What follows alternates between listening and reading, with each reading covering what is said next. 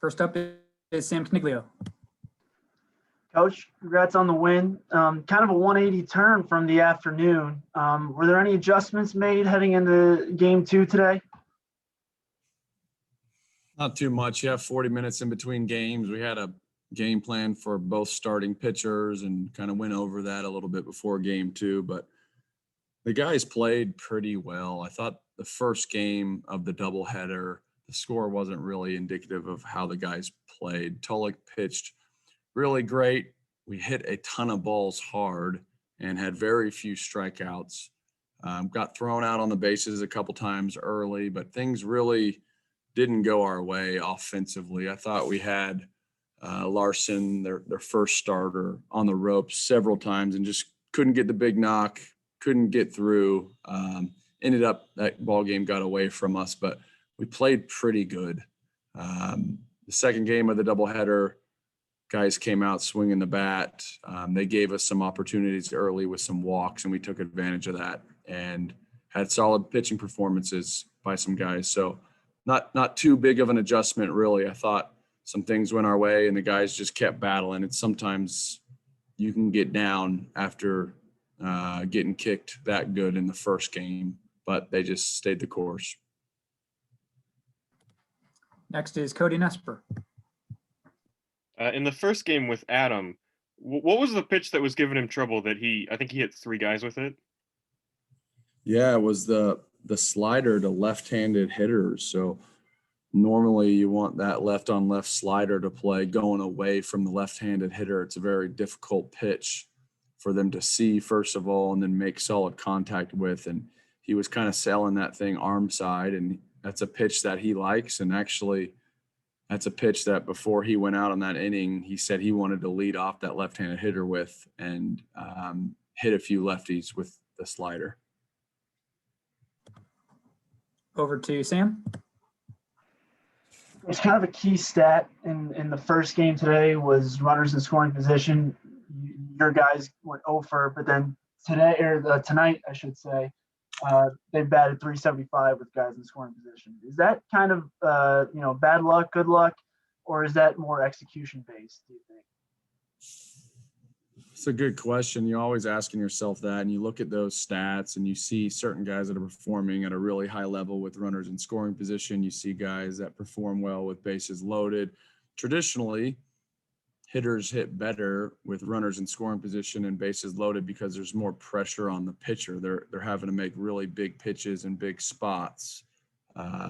We haven't been great at that, but sometimes it's how it falls. You look at certain kids on certain years even, and they'll be really good with runners in scoring position, and then other years not so much.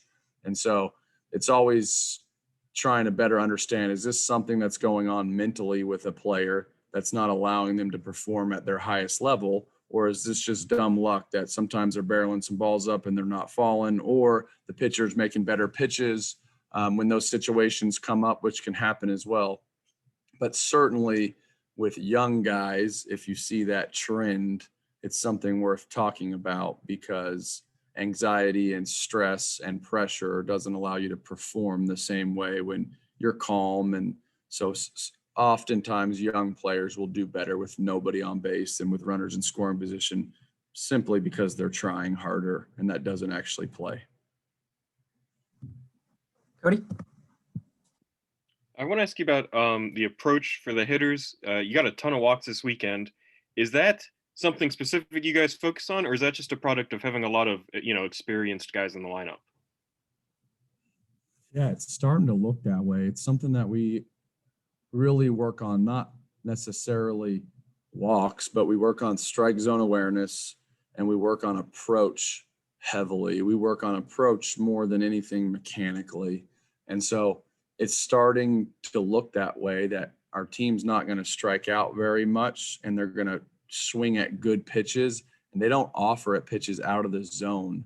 I'll have to look at our numbers over the course of the season, but even with COVID shutdowns and playing true freshmen, it looks like we have a chance to have quality at-bats on a regular basis, especially now that you have some veterans and some older guys that are playing every day. I think this weekend we had a 4 strikeout game, a 1 strikeout game.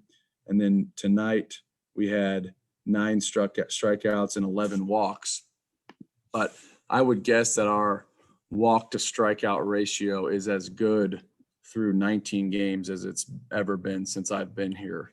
And so in college baseball, if you don't kick the ball around, you don't throw the ball around, and you don't strike out, you give yourself a chance to win a lot of games. Pitchers don't give up free passes with walks and hit by pitches. And so it's a good trend to see if you barrel a lot of baseballs and you're able to play catch and throw some strikes, you really have a chance in college baseball. And so it's a good thing to see out of our offense.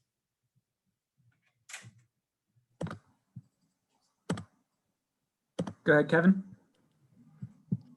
It's usually by this point in the season, you're starting to get into a routine of weekend league series, midweek game, or a couple of midweeks game.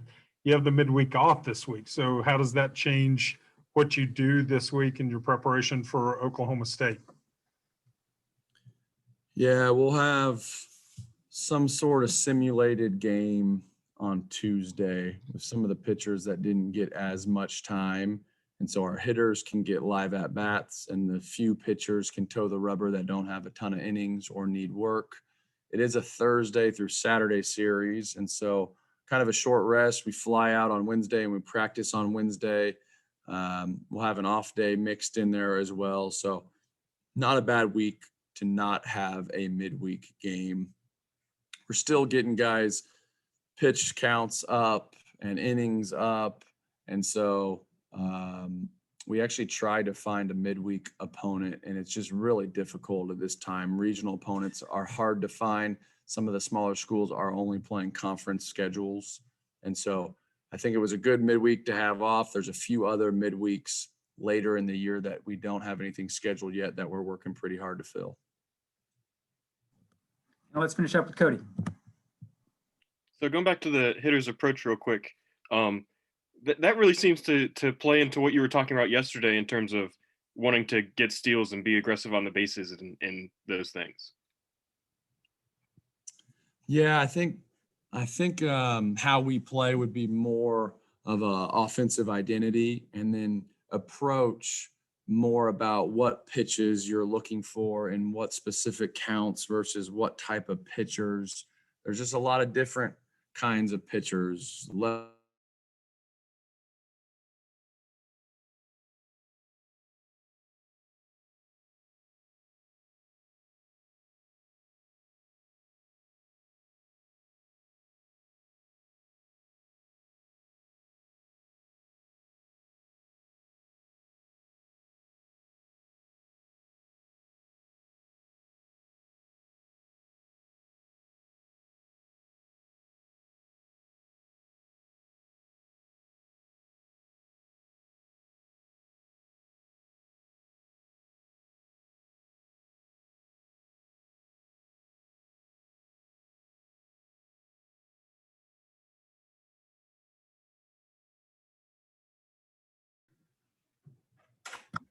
I think we Back, I might have lost you for a minute. I kind of got Okay. kicked off Zoom.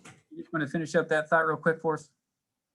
I don't know where I left off, but I was saying that just the difference between the offensive approach for the hitters and our offensive identity of being a little bit more aggressive through bunt and offensive execution and the stolen base. I think we're best when we're aggressive, and I think our hitters' approaches are developing as far as understanding the situation of the game and what needs to be going through their head during their at-bats. All right, Coach. Thank you, sir. Appreciate it. All right, guys. Thanks.